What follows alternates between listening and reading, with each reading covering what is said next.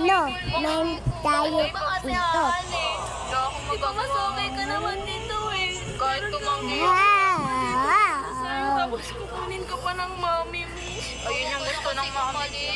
Okay ka naman dito, wala namang problema. Bakit ka maaalis? Dito ka na lang eh. Hindi pwede kasi baka magalit yung mami. Magkaroon pa ng tampo sa akin yun eh. Paalam ka na ba kay Ace? Ayaw, ba hindi kayo okay nun? Dapat magpaalam ka pa rin kasi may pinagsamahan pa rin kayo nun. Aalis ako nang di kami okay.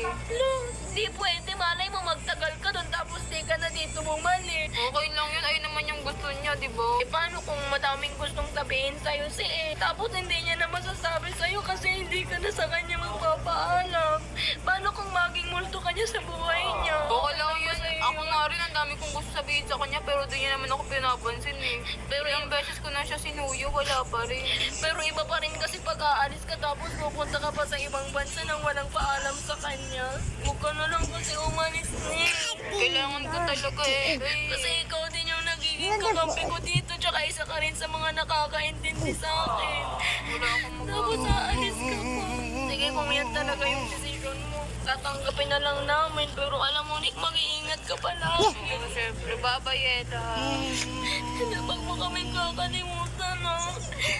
Mag-aaral ka pa rin ng mabuti din, tsaka mag-focus ka pa rin sa goal mo sa buhay.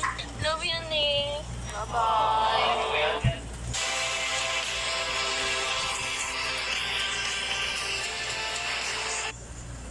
Nick.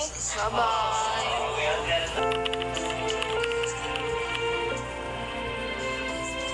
Ngayon guys, kailangan magpaalam ni Nika sa mga girlies dito sa Manix. Kaya, Hi, guys. Hi!